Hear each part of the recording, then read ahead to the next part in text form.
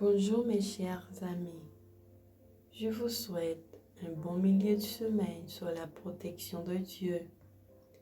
Aujourd'hui, Dieu nous demande de nous aimer les uns les autres.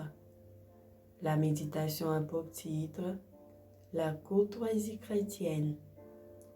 Comme je vous ai aimé, vous aussi, aimez-vous les uns les autres. Jean 13, verset 34. La valeur de la politesse est trop peu appréciée. Plusieurs qui sont naturellement bons ne la manifestent pas dans leur manière. Chez beaucoup de ceux qui commandent le respect par leur sincérité et leur probité, l'amabilité fait malheureusement défaut. Cette lacune compromet leur bonheur et diminue la valeur de leur service pour autrui. Maintes expériences les plus douces et les plus utiles de la vie sont trop souvent sacrifiées sottement par celui qui manque de politesse.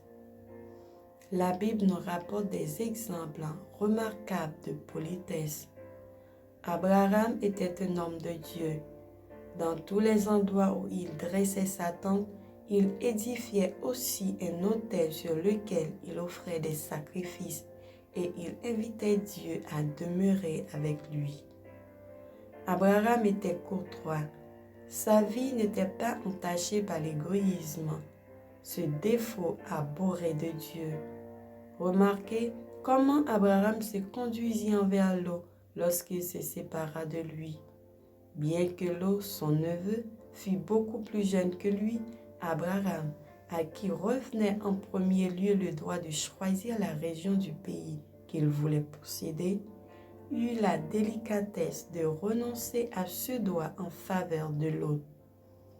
Remarquez avec quelle déférence le patriarche reçut les trois voyageurs au moment le plus chaud de la journée et comment il s'empressa de pourvoir à leurs besoins. Remarquez comment il s'adressa aux fils de Heth lorsqu'il leur demanda de lui vendre une possession sépulcrale pour y enterrer Sarah. Son affliction ne lui fit pas oublier les règles de la politesse. Bien qu'il fût un prince de Dieu, il s'inclina devant eux. Abraham savait en quoi consiste la véritable politesse et comment un homme doit se conduire envers son prochain. Nous devrions toujours nous oublier nous-mêmes, cherchant des occasions d'encourager les autres, d'alléger leur chagrin et leur fardeau par des actes de bonté et d'amour.